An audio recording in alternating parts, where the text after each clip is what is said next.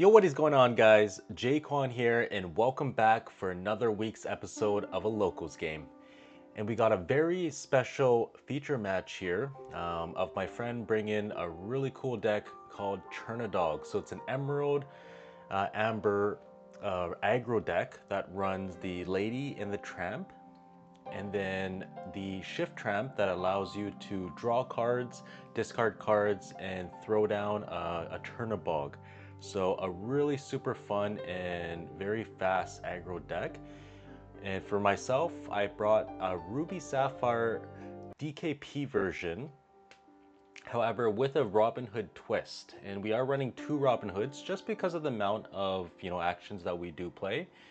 So we'll see how this one goes. So he starts it off with playing a Nala. It's a 0/4 Quester 1, which is a very sticky, low drop character that is a very good Rapunzel target. And passes turn, and I get out the Popsicle. And unfortunately, couldn't do much after that.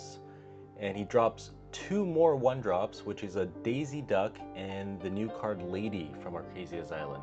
So Arcasia's Island Lady, if there's a tramp on the board, the Lady is going to be able to quest for an additional lore. So it's a super fast card, especially when you can get that tramp down on turn 2 or even turn 3.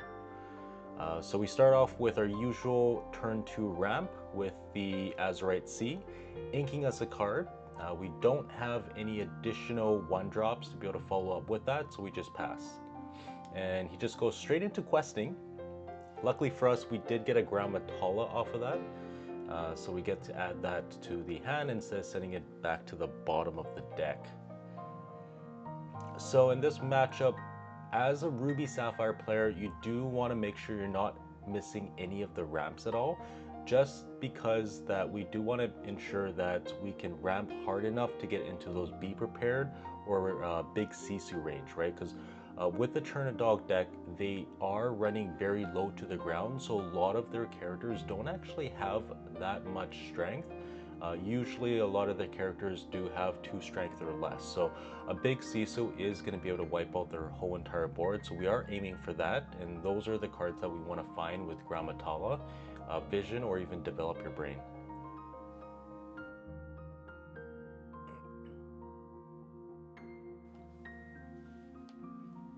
Okay, so he was able to play the new Tramp card that allows you to draw cards, I believe, equal to the number of characters you have on the board, and then discard the same amount of cards. So why this card is very good is just due to the fact that because you're playing Chernabog allows you to play it for 1 less cost for every character that you have in your discard. So this is a really, really good way to feel your discard into those early Chernabog plays. And as the Ruby Sapphire, the Grammatala is going to be a card that we always want to see on turn 3 after a ramp, just because we're not only going to be looking at the top 2 cards of the deck to just find the answers that we need, but we can now use the action How Far I'll Go, singing it with Grammatala, being able to ramp us up towards the 7th ink on the next turn. So keep in mind as well, because we are playing against an Emerald deck, there is a possibility that he could also drop the Ursula Deceiver right before we're in a Be Prepared range. And that's why it's very important to also have that big Sisu there just in case. You want to be very patient when it comes to these types of matchups, just because you do not want to miss those ramp cards that you can sing with Grammatala, right? So if let's just say you play Grammatala and the next turn you're challenging into one of these other characters, you're not going to be able to sing with the How Far I'll Go, right? Because you also want to establish your board on top of that, which you see here. I'm playing the Maui.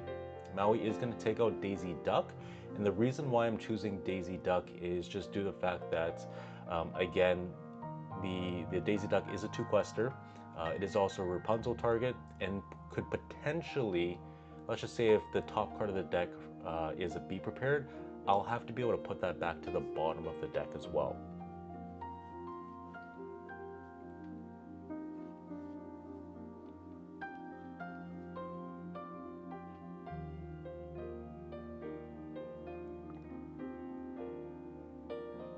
Now in my Ruby Sapphire build, I am also playing 2 Hades and 2 Scar Vicious Cheater because I believe it's a really good card right now in the meta. It allows you to take out very low to the ground characters, because if let's say I had Scar Vicious Cheater while all of his current characters are exerted, it's going to be able to take out every single one of his characters except that Pegasus there, just because it has evasive.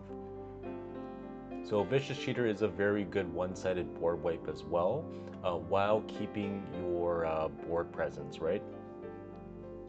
So we do see the Rapunzel being dropped, healing up the Nala, and giving him 3 additional cards. So a lot of times when it comes to Rapunzel decks, you do want to try your best to play around it by just making sure you're not leaving anything on board that has that has very low strength to their character that may have 4 or more willpower. But unfortunately in this case here, he had both Daisy Duck and Nala, so I did only have the choice to take out one of them.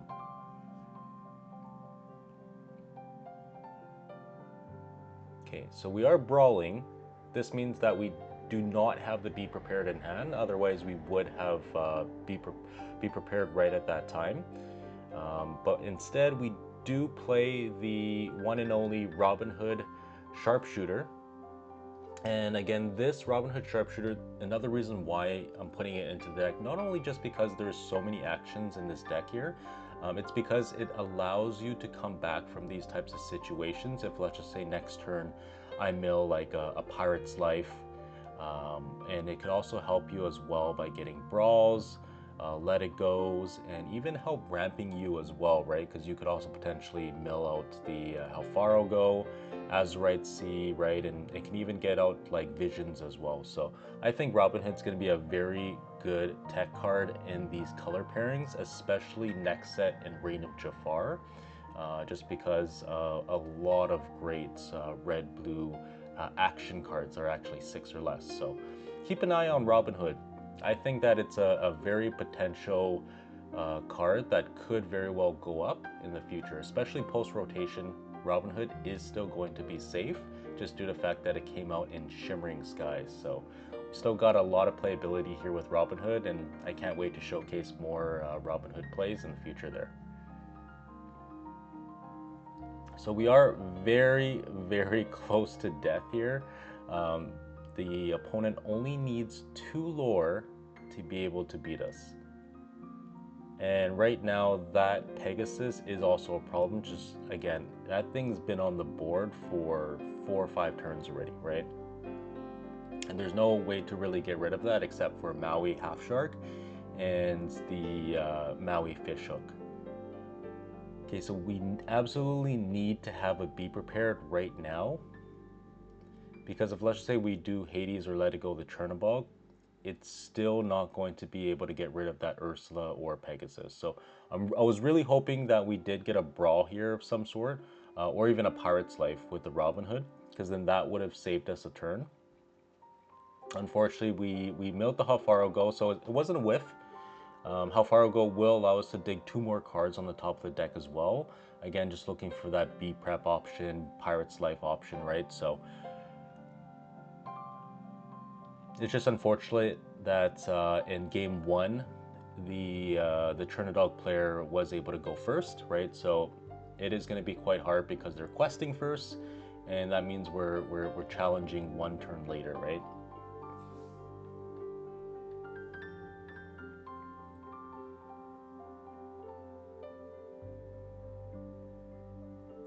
But yeah, as well, like with the Chernadog deck, they will be getting a lot of great support cards in the form of more ladies and more tramps in the next set. So I think that the Chernadog deck is going to be a very, very strong aggro deck next set. So watch out for that, because that deck and Diggy Diggy Ho are always like the very like spicy types of decks that you always got to watch out for, because again, like sometimes when the meta slows down quite a bit, these decks can just, you know, come out from under the rug and just sweep the competition. So I'm thinking long and hard here, and I just scoop it up from the looks of it, just because again, like I have to get rid of the Chernabog and the Ursula, and then try to find a way to get rid of the Pegasus. So unfortunately, we weren't able to find any outs for that particular board states. But luckily for us, we will be able to go first in game 2. We are playing best out of 2 here in our league, so I will be able to take first and hopefully be able to establish a board that will be able to contest a lot of his aggro cards. And then also set us up for maybe a Be Prepared, Big Sisu, stuff like that.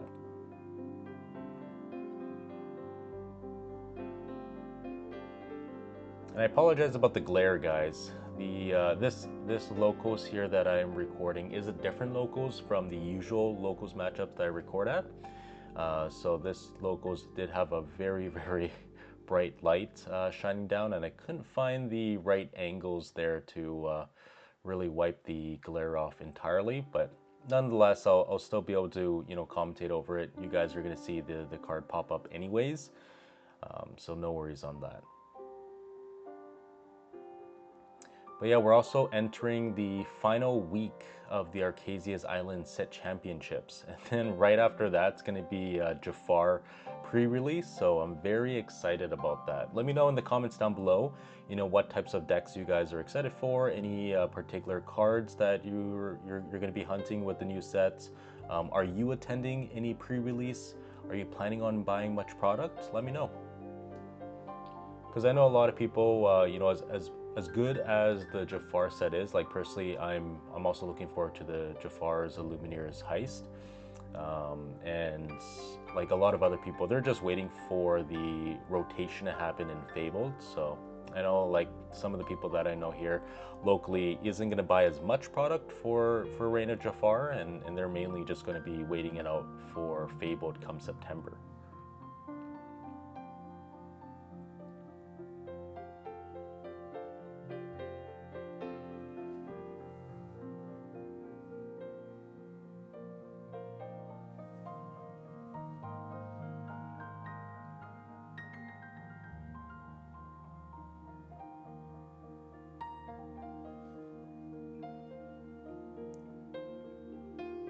And if you enjoy, you know, any of the decks that you see on here, let me know, and I'll see if I can grab some of the deck lists that we showcase. Of course, you know, being the fact that I'll always have my deck list down below in the description.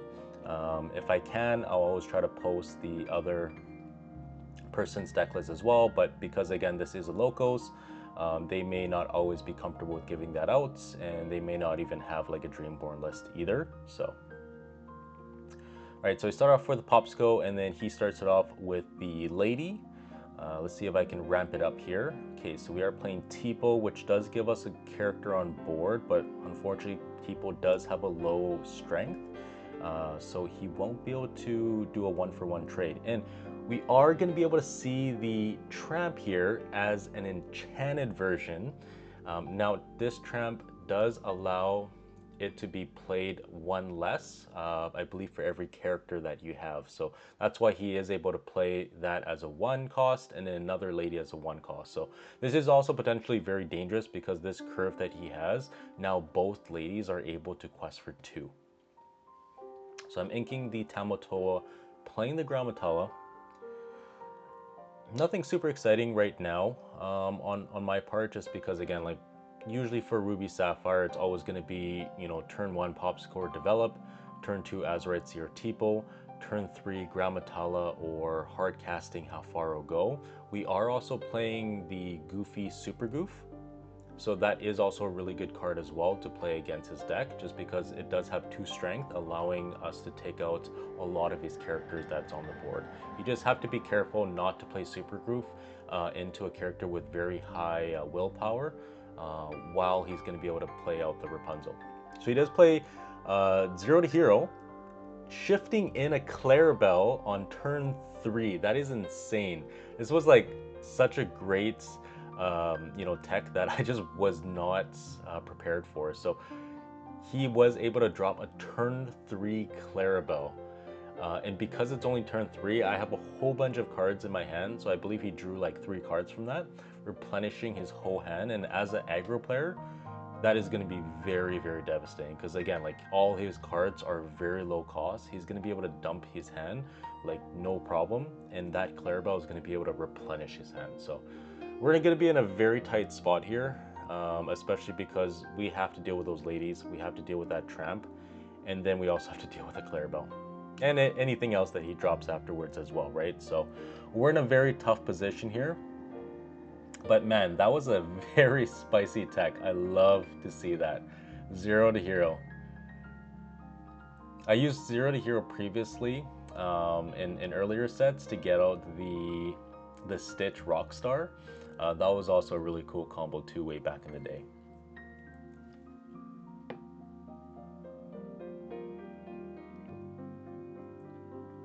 Alright, so playing the Maui. Okay, we're taking out the Tramp. And the reason why I'm taking out the Tramp, because again, like the ladies need a Tramp on board to be able to quest for 2. It will be unfortunate if he does have another Tramp, but again, if he doesn't, then those ladies are only going to quest for 1, right? So I just want to slow him down as much as possible.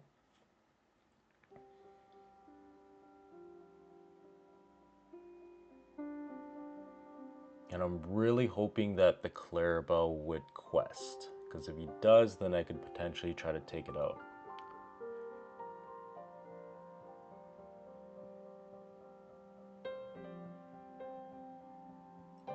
But I don't know. +3 cards in an aggro deck is pretty brutal, especially for us as a Ruby Sapphire player. We are a slower deck. And again, we're going to need all our top and heavy cards to be able to just come back, right? So we need to board wipe him, hopefully resolve a Pirate's Life or 2 to be able to reduce his lore each time. And hopefully that might be enough to get us back in the game. But again, like he also has top end heavy cards as well, right? Like in the form of Chernadogs. And that thing's huge in Quest for 3.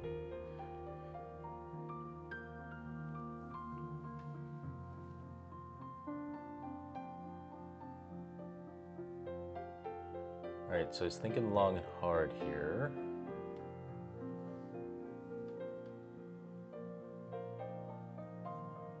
Yeah, Chernadog's such a cool aggro deck. I love it. Okay, so he plays a Clarabelle and plays a Tramp at a reduced cost, because again, it reduces the cost of it for every character that you have on board, so it automatically becomes a 3 cost.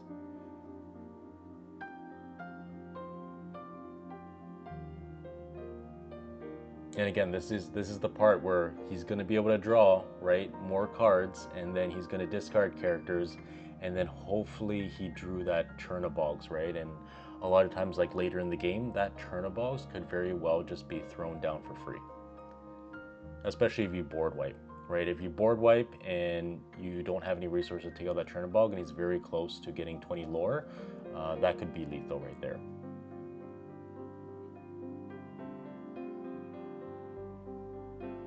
So because he does have another Tramp on board, those ladies are going to be back on, as a 2 quester, and that is why he's able to quest for 6. So very, very huge, and I believe he does have lethal on board as well. So I need a way to take out all of these characters here, especially the ladies.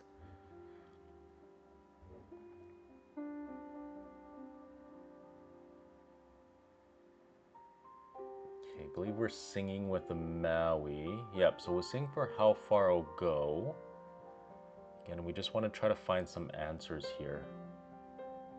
I believe we only have 6 ink, so we wouldn't even have enough to play a big Sisu this turn. But nonetheless, we also do have Hades, Scarvicious Cheater, which would be very perfect in this scenario, and then also a Be Prepared as well. But I don't really like Be Preparing this type of deck, especially if he has like 2 or 3 cards in his hand still, because he could just drop that, all 3 of those cards, right? And then those cards could be 2 questers, which would end the game. Okay, so I do have the Scar Vicious Cheater. This is great because it's going to allow me to take out 3 cards, and then lastly trading itself into the Clarabelle shift there. Okay, questing for 2. There could be a chance where we can come back here, but it's going to be an uphill battle for sure, because it's going to go to 15 this turn if you quest for everything.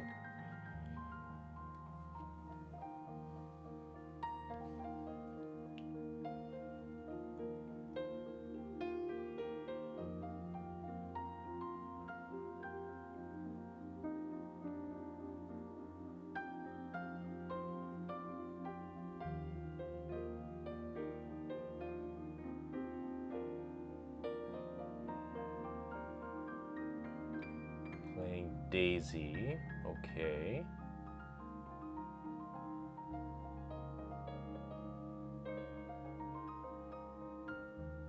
Oh, and playing another Enchanted Tramp. Dang, love to see it. His deck's all blinged out. Obviously, I was repping my Enchanted Robin Hood, and he likes to rep out his Enchanted Tramp. So, really cool to see Enchanteds, you know, especially during the gameplay videos. Personally, I just like to see like super shiny cards. Luckily, on my opponent's side of the board, the light doesn't cause too much glare, so you can see that tramp pretty nicely there. But unfortunately, my side there's quite a bit of glare, so again, I apologize for that. All right, so we're playing the Grammatala.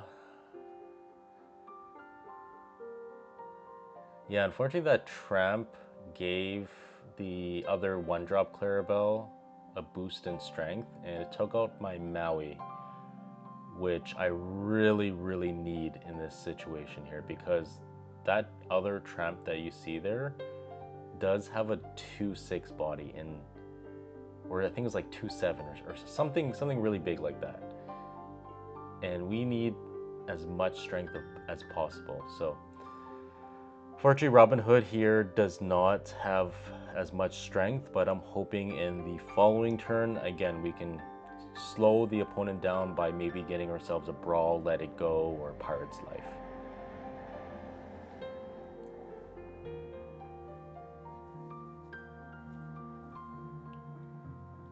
Okay, so a quest for 3, bringing him to 17, getting us a Maui Half Shark from the Daisy Duck,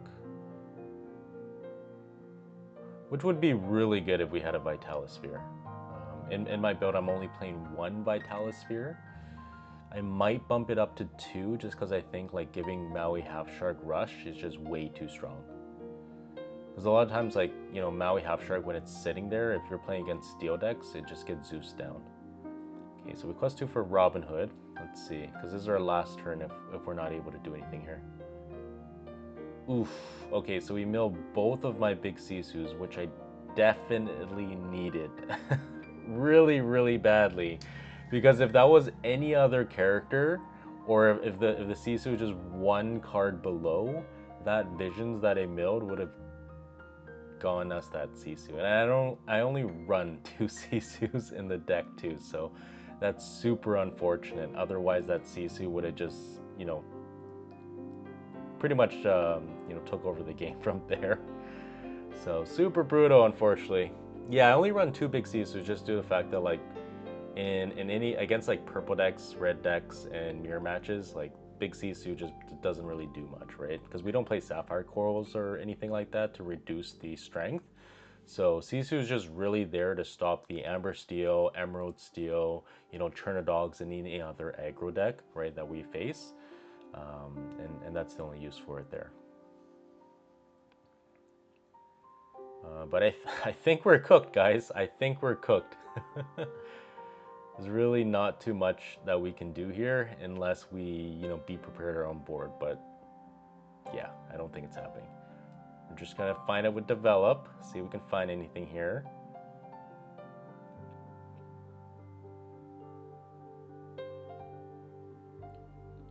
Oh, I think I actually added the Develop back to my hand.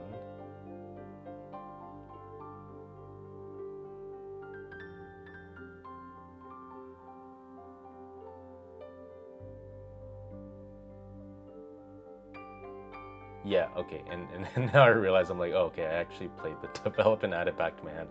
So good thing I caught that.